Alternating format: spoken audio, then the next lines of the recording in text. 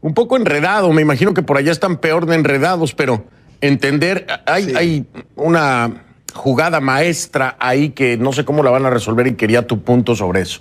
A ver, vienen elecciones regionales, tres escenarios, ¿no, Coco? El no participar es ceder esas posiciones finalmente al oficialismo y entonces perder cualquier control político, además de que se inhabilitarían los partidos, tendrían que volverse a habilitar después como tal porque se pierde el registro. Participar es validar a un CNE al que han acusado de fraude, que el mismo Smartmatic ha dicho que se manipularon los resultados y que por ende pues los resultados podrían ser también completamente negativos. Y el otro, pues es que una parte de la oposición registre y la otra parte se pelee y acabe realmente fragmentada la oposición. ¿Me falta algún otro escenario? Sí, yo creo que falta otro escenario, Fernando, y es el escenario donde juega la población. ¿Y por qué me refiero a la población, al ciudadano de cambio? A los cientos de miles de ciudadanos que estuvimos en las calles durante 4 meses exigiendo los cambios. Porque es algo simple, nosotros tuvimos 4 meses en las calles y no estábamos exigiendo elecciones regionales. Tampoco estábamos exigiendo que se detuviese la Asamblea Nacional Constituyente, que por cierto, fue una iniciativa que el dictador Maduro hizo luego que teníamos un mes en las calles manifestando. La exigencia es clara, es la dimisión del Poder Ejecutivo, el Poder Judicial en este contexto. El fraude constituyente como tal, más allá de ser un fraude electoral o no, consumado por el Consejo Nacional Electoral y ya confirmado por la empresa Smartmatic, es un fraude de raíz, y es de raíz porque esta no es la forma como la Constitución de la República Bolivariana de Venezuela, vigente de 1999, estipula que se hace una Asamblea Nacional Constituyente. Entonces, independientemente de que hayan lanzado el peine electoral para que algunos partidos políticos que se dicen ser opositores mordieran el peine, lo real es que sigue una sociedad sedienta de cambios. Fíjate cómo aumentó de manera desmedida el precio de cambio del dólar paralelo.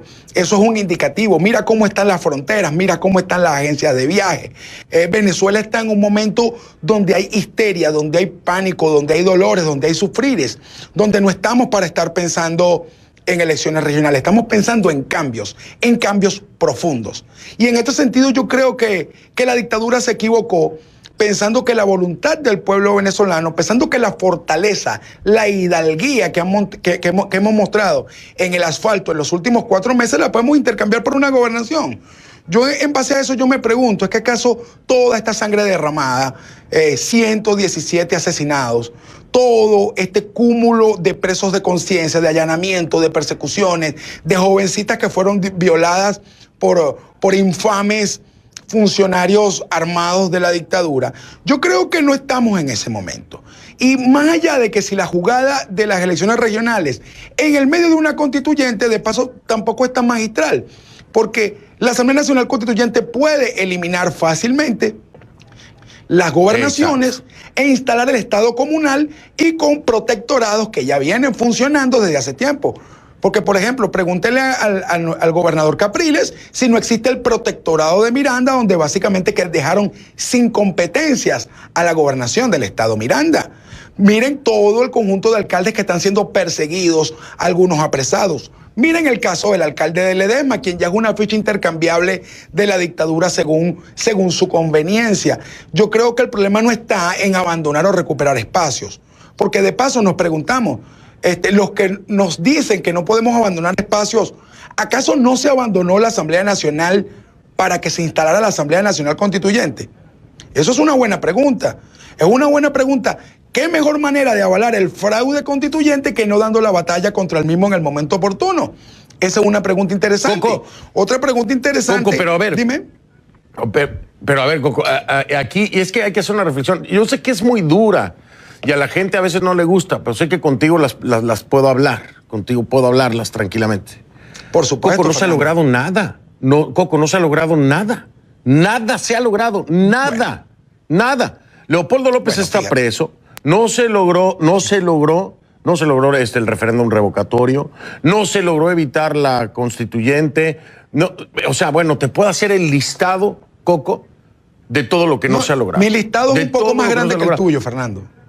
Sí, no, y se me va el programa si te digo todas las cosas que no se han logrado. Ahora, cuando la gente ve que sale en masa 7 millones y medio o por ahí a decir no a la constituyente, sí a restablecer los poderes públicos, etcétera, etcétera, etcétera, y llega este día de la constituyente, pues se desinfla la gente, Coco, lo vimos en las calles el día de hoy.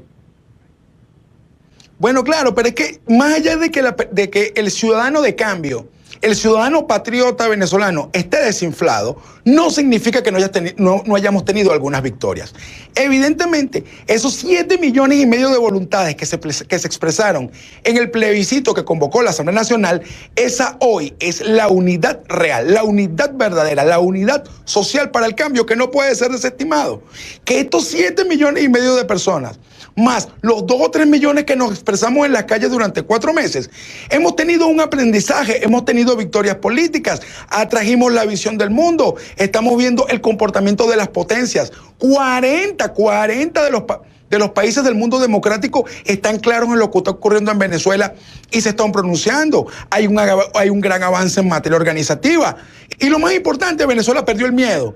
Y tú dices algo sobre la manifestación que se convocó el día de hoy, que es fundamental. ¿Por qué el ciudadano de cambio no salió a manifestar el día de hoy?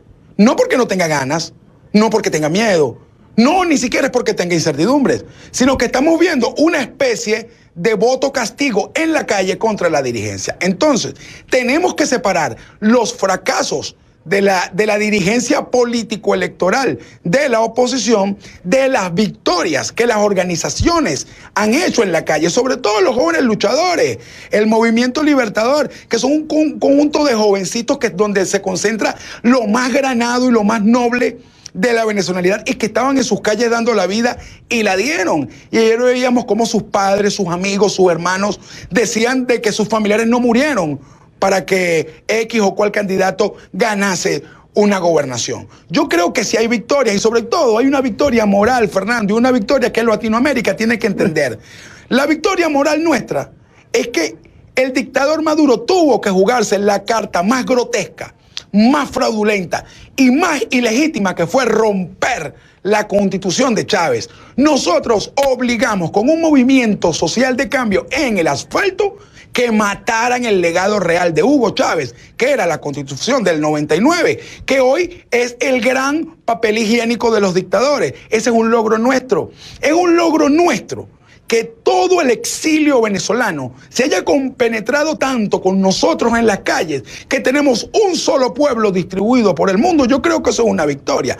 Yo creo que es una victoria haber hecho que incluso los medios de comunicación nacionales que están sometidos a censura y autocensura tuvieran que transmitir las imágenes represivas. Incluso yo creo que es una victoria de los venezolanos en el asfalto, que la fiscal general de la República y un conjunto de dirigentes y voceros del ex Partido Socialista Unido de Venezuela, porque ahora es el partido desunido de todo el mundo, porque eso allá adentro realmente se están matando unos con otros.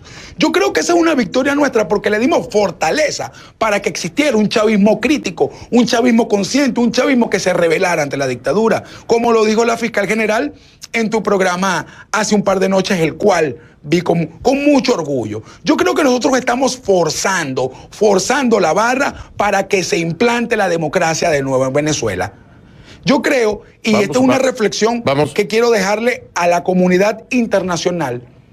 Nosotros hicimos que ustedes nos vieran y estamos profundamente agradecidos. Sin ustedes, el cambio en Venezuela será imposible. Toda esta sangre, toda esta muerte y toda esta crisis humanitaria solo servirá para tener más motivos para expresarnos en protesta organizada y lograr el cambio en Venezuela. Julio Coco, muchas gracias. Se nos ha ido el tiempo. Siempre me quedo corto contigo. El tema siempre es muy amplio. Siempre es un problema hablar contigo, Fernando. Siempre un placer, un placer. Estoy de acuerdo contigo. En el ámbito moral estoy completamente de acuerdo con lo que se ha logrado y lo que se ha ganado. Y tal vez no lo dije como debía haberlo dicho. Mea culpa. No se logró en los puntos que se prometía se iban a conquistar. Políticamente, en agenda. Pero del otro lado, todo lo que tú dijiste, 100% de acuerdo contigo. Coco, gracias, un abrazo. Gracias a ti, un abrazo a toda América Latina. Un solo pueblo, una sola lucha. Gracias, era el activista político venezolano Julio Coco Jiménez. Voy a hacer una pausa. Tengo otro tema, el día de hoy es muy importante también.